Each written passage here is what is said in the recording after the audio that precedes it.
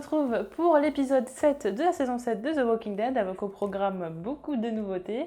On a Michonne qui fait sa petite vendetta toute seule, Rick et Aaron qui au final prévoient d'aller chercher des armes, Daryl qui va peut-être s'enfuir et Carl qui se retrouve au sanctuaire et qui ne manque pas de cran. L'épisode commence avec Michonne qui a bien décidé au final de régler ses comptes avec Negan. Alors qu'elle disait à Carl qu'au final, c'est pas tellement qu'elle croyait, c'est pas tellement qu'elle pensait que Rick avait raison par rapport au fait qu'il fallait donner les vivres à Negan, finalement, elle a envie quand même de se rebeller et on peut penser un peu à ce qu'elle faisait justement au gouverneur, et c'est justement, je vous en avais parlé dans une revue précédente, que justement ça pouvait tourner un petit peu dans ce sens-là, sachant que là, elle se fait une petite guérilla elle toute seule. Donc elle part sur la route complètement vraiment très bizarre puisqu'elle se met à siffler. Donc à un moment donné, on a 2 rôdeurs qui sont derrière elle et qui la suivent. Et donc ça nous fait penser évidemment aux 2 rôdeurs qu'elle avait enchaînés justement avec lesquels elle se déplaçait pour ne pas se faire attaquer. Donc ça fait fortement penser à ça. Sauf que au final, elle s'en sert pas. Elle va les tuer. En fait, elle s'en sert pas tout simplement. Pourquoi ? Parce qu'elle sait déjà qu'elle va tout simplement voyager en voiture et qu'elle ne va pas voyager à pied et donc trop longtemps toute seule à travers les rôdeurs. Donc elle utilise les rôdeurs ensuite pour faire un barrage et pour piéger une savior qui ne se laisse évidemment pas faire. En tout cas, Michonne a l'intention d'aller voir Negan. On se demande qu'est-ce qu'elle va faire. Est-ce qu'elle a l'intention de faire comme avec le gouverneur et de s'infiltrer et de les tuer, d'essayer de le tuer du moins, ou alors est-ce qu'elle va essayer de négocier quelque chose, je ne sais pas. En tout cas, elle n'est pas au courant que Carl est disparu, personne n'est au courant pour le moment, donc à voir. Rosita et Eugène partent en quête d'un local pour pouvoir créer une balle, et Rosita a insisté auprès d'Eugène pour lui faire une balle, donc donc au final Eugène va lui faire. Au début, il est quand même assez récalcitrant, peut-être parce que il se sent pas encore de faire quelque chose, surtout qui peut encore nuire à autrui. Rosita, elle a pas l'air tellement d'en avoir quelque chose à faire, c'est-à-dire que pourtant, on sait bien, Daryl, il a frappé Negan, ce qui fait que Glenn est mort, etc. Donc on sait qu'à chaque fois que quelqu'un essaye de se rebeller, il y a un mort et que c'est pas la personne elle-même qui paye, mais c'est quelqu'un d'autre. Et Rosita, elle a tellement envie de se venger, qu'elle a tellement pas envie de se laisser faire, qu'au final, elle va même brutaliser le pauvre Eugène, brutaliser verbalement le pauvre. Elle va lui faire comprendre que de toute façon, et ce qui est vrai, c'est que s'il a envie, c'est seulement grâce à Abraham, elle et les autres, sachant qu'il y a en plus des gens qui sont morts pour le protéger, et que lui, il avait menti, et concrètement, pour elle, il n'a servi à rien, et qu'il n'a jamais rien fait, qu'il ne sait rien, qu'il n'a jamais rien fait. Le pauvre, ça se fait pas de le dire comme ça, mais c'est la seule façon de le brutaliser un petit peu. C'est vrai que même dans le comic, là, c'est le moment vraiment, la fabrication des balles, c'est vraiment le moment où un des moments, parce qu'après ça sera un petit peu plus le cas après, où Eugène va vraiment être utile. Et donc là, on va voir après par la suite si on va lui demander de fabriquer de nombreuses balles pour pouvoir détruire les saviors. Donc il faut déjà avoir les armes. Justement, on va revenir à ça. Donc Eugène va créer la balle pour Rosita. Rosita va s'excuser, mais Eugène il est pas bête, il sait très bien qu'elle n'était pas du tout désolée. Et Rosita qui se montre de plus en plus sous son mauvais jour, et là maintenant qu'elle sait que Negan est à Alexandria, on va voir comment elle va essayer de le tuer. D'un autre côté, on a Spencer qui, lui, on a chacun qui essaye de faire un petit peu sa route tout seul, qui n'essaie de pas impliquer les autres dans sa petite vendetta. Et Spencer, lui, son but concret, c'est, ce qu'il veut en tout cas, il s'en cache pas auprès de Gabriel, parce qu'il pense que Gabriel c'est encore son allié, vu qu'ils se connaissent quand même depuis longtemps. Et en fait, Gabriel, non, Gabriel c'est complètement maintenant l'ami de Rick, et c'est grâce à lui, quelque part, qu'il est devenu meilleur, alors même que c'est un prêtre, etc. Mais c'est assez marrant, un pasteur, pardon. Et donc Spencer, lui, ne se cache pas du fait qu'il veut que Rick meure et qu'il serait meilleur que lui pour la communauté. Alors ce qui est assez marrant, c'est qu'il parle de sa mère qui, elle, était une élue, etc. Et donc qui semblait normal qu'elle soit en charge de la communauté. Seulement lui, il n'était que le fils de l'élu, alors pourquoi il serait plus à même de mener une communauté plutôt que Rick qui était pourtant policier. Bon là, la logique, elle n'est pas terrible. De toute façon, Spencer a une mauvaise foi, ça on l'a bien compris, c'est un espèce de fils à maman plutôt.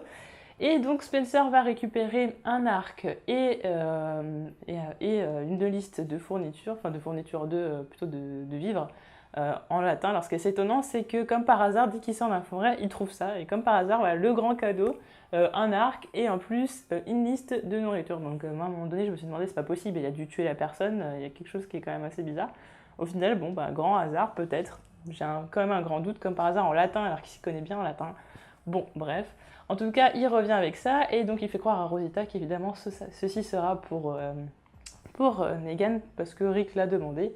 Et en fait, on se doute bien que Spencer, la seule chose qu'il veut, c'est de bien se faire voir auprès de Negan pour pouvoir évincer Rick. Et là, si vous avez lu le comic, vous savez ce qui va se passer par la suite. À voir si la série va suivre la même chose. J'espère que oui. Donc comme nous le savions, Carl est rentré dans le camion qui ramenait tout le monde, toutes les provisions de la colline au sanctuaire.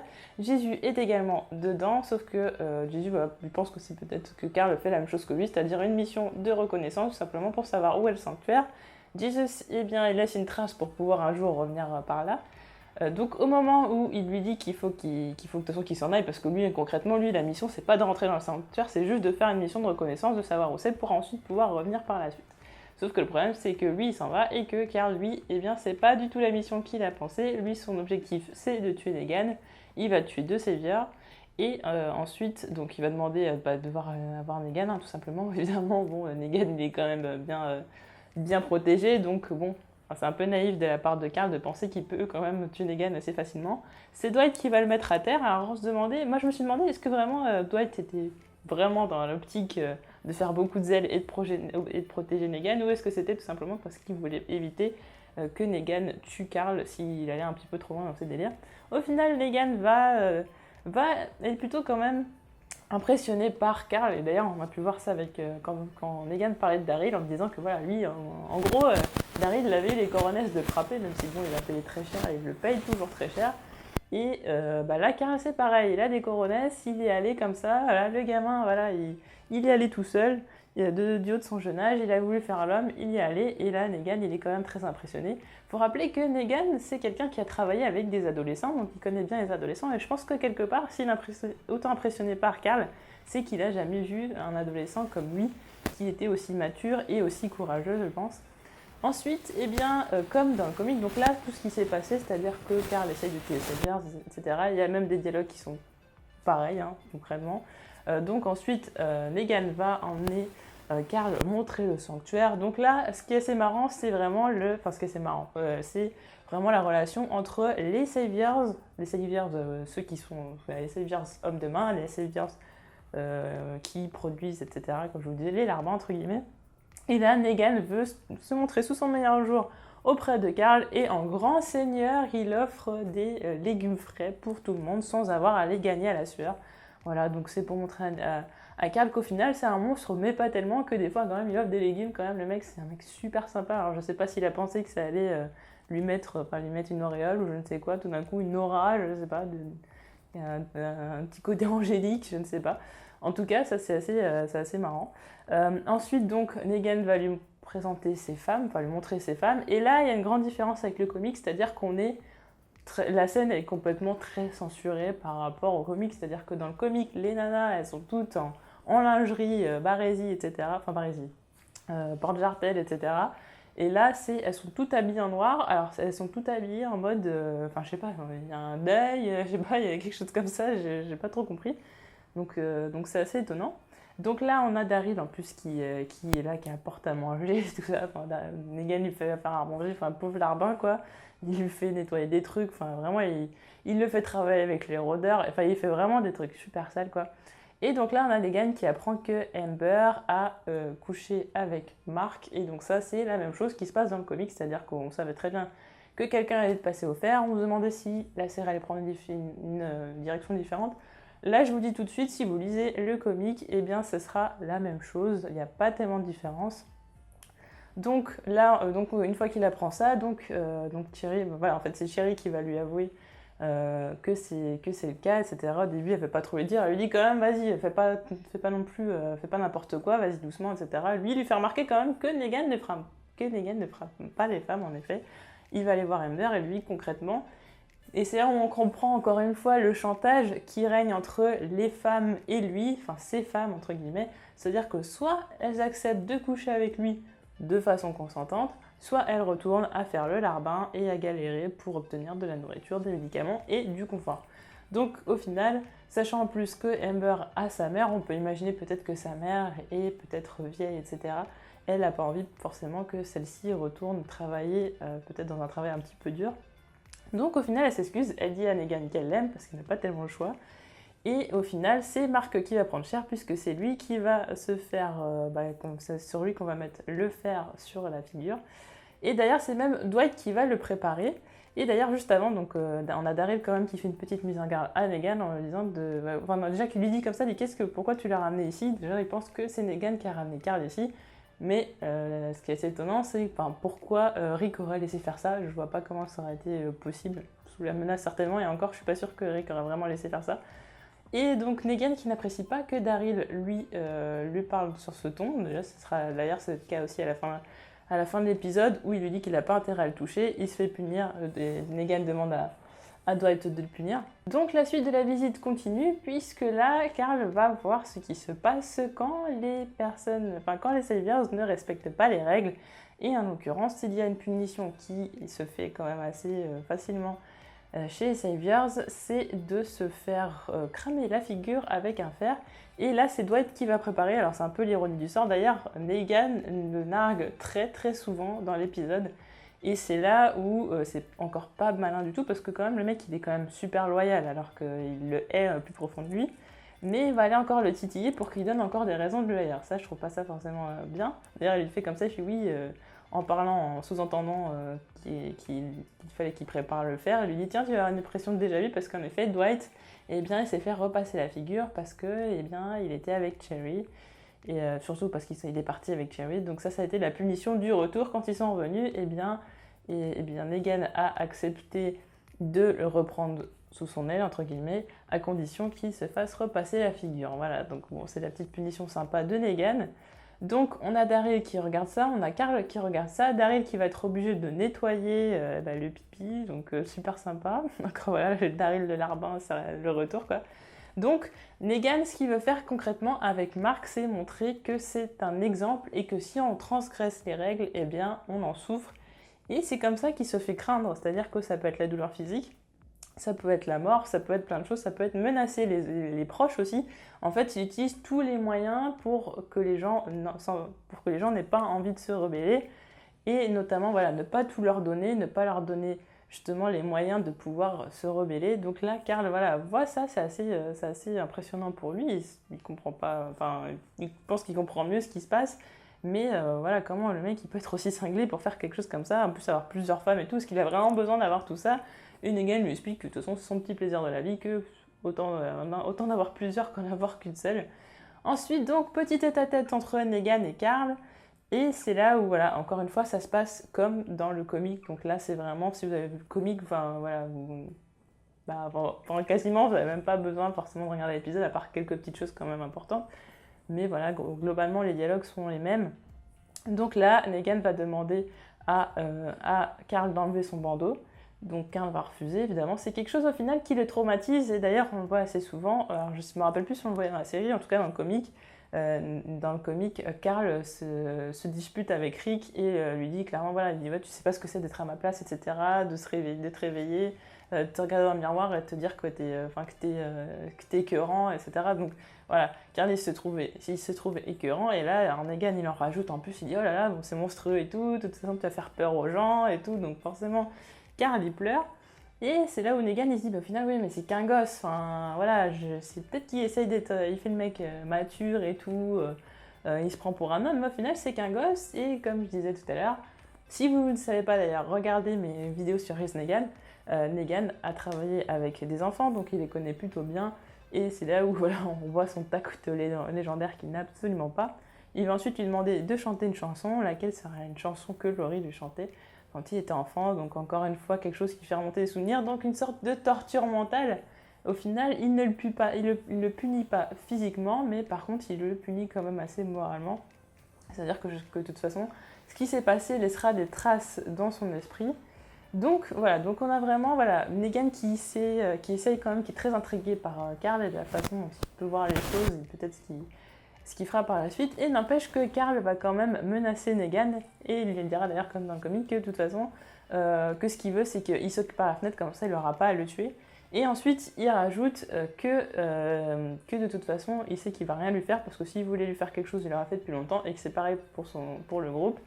et que de toute façon, il ne peut rien faire contre eux. Et c'est là où c'est intéressant, puisque Negan ne va pas nier quoi que ce soit. Autre chose, il y avait un dialogue justement au début de l'épisode entre deux saviors qui parlaient justement de tout ce qui était l'armement, donc le lance-roquettes, il y avait des armes, etc. et qui parlait d'éliminer. Alors, je ne sais pas s'il parlait d'éliminer les rôdeurs, c'est ce que ça avait l'air de laisser penser, mais j'ai l'impression plutôt qu'il parle d'éliminer une communauté. Alors, est-ce qu'ils ont prévu d'éliminer la communauté d'Alexandria ? On sait qu'ensuite, Negan, quand il vient à Alexandria, il a l'air quand même de plutôt s'y plaire et qu'au final, il se dit qu'il pourrait très bien tuer Rick et Carl. Et c'est là que ça m'a fait grandement penser à Shane, parce que autant Shane n'aurait pas tué Carl, mais il aurait tué Rick pour pouvoir se retrouver avec Laurie et Carl. Et là, Negan tuerait bien Rick et Carl pour se retrouver avec Judith. Et ensuite, eh bien, vivre en tant que bon voisin à Alexandria, puisque c'est vrai qu'ils ont quand même pas mal de confort. On le voit avec la petite musique, etc., l'eau courante, plein de choses. Ils ont vraiment un très très bon confort. Et ils vivent comme, par exemple, des personnes voilà, dans une vie actuelle, sans apocalypse, etc. Donc c'est assez... Voilà, Negan prend ses aises. Alors là, le problème, c'est que Negan est arrivé et déjà là à Alexandria et que Rick et Aaron sont partis en mission. Ils ont suivi en fait la trace d'un homme qui avait une bonne grosse réserve de munitions et d'armes. Alors par contre, j'arrive pas à me souvenir si on sait si on sait qui c'est. Apparemment, le mec s'appelle Leslie William, mais ça me dit rien du tout. Dites-moi en commentaire si ça vous dit quelque chose. Ça se trouve, c'est quelque chose d'important que j'ai oublié, mais là, pour le coup, ça me dit rien. Je verrai plus tard. Donc voilà, en fait, on se rend compte que Rick et Aaron veulent chercher des armes, mais finalement, ils restent pas aussi passifs que ça.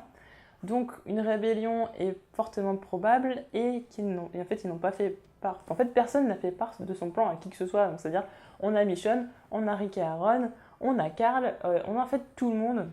On a Rosita, tout le monde, et Spencer, tout le monde a chacun son plan pour s'en sortir, certains pour contrer Negan, d'autres comme Spencer qui veulent juste faire bien voir de lui.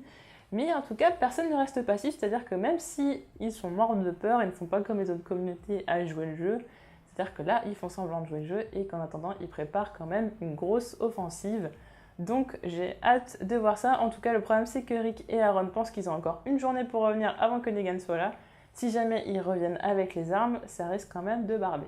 En tout cas, c'était un épisode que j'ai trouvé très intéressant puisqu'on développe un peu la relation entre Negan et Carl qui aura normalement une suite dans la série puisqu'il y a une suite dans le comic. Donc il y a fort à parier que s'ils ont fait le choix de faire en sorte que Carl vienne au sanctuaire, ça n'est pas pour rien puisque ça n'était pas pour rien non plus dans le comic. En tout cas, c'est intéressant de voir comment Negan peut être impressionné par telle ou telle personne et il a un peu de sympathie pour Carl. Negan qui se plaît bien à Alexandria et qui pense peut-être pour pouvoir évincer Rick et Carl. En plus, il s'en cache pas du tout. Donc ce qui fait que la menace est un peu plus grande, surtout qu'il le dit à Carl. Carl qui peut-être le répétera à son père et peut-être que du coup, eh bien, les deux, ils seront amenés à...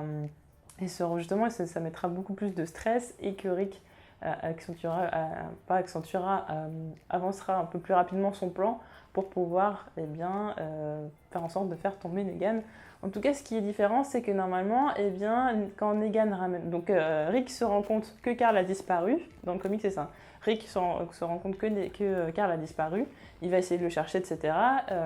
Jesus, lui, va revenir et va lui dire en fait qui sait où est le sanctuaire. Jesus qui, lui, n'est pas au courant que Carl a disparu. Et en fait, au moment où Rick et tout le monde vont aller pour chercher Carl, Negan sera sur la route du retour pour ramener Carl et il va y avoir une petite confrontation. Donc là, ça va être différent, sachant qu'en plus, quand Rick va revenir, il va y avoir des Saviors qui vont lui ouvrir le portail, comme ça a été le cas pour Rosita, Eugène et pour Spencer. Donc je pense que voilà, si Rick revient avec les armes, ça va être très très compliqué d'expliquer à Negan pourquoi il les a. Autre chose, c'est Dwight qui est de plus en plus énervé par ce qui se passe. Voilà, de plus en plus, il prend le risque de parler à Cherry parce que, bien de toute façon, il s'aime toujours. Hein, ça c'est clair, on voit bien. Cherry elle pleure après avoir embrassé Negan, etc. Donc la rébellion de Dwight, elle est de plus en plus probable. À voir comment il va réussir à approcher Rick. Est-ce que ce sera comme dans le comic? Je ne vais pas vous spoiler ce qui se passe dans le comic. Chacun est libre de lire ou non.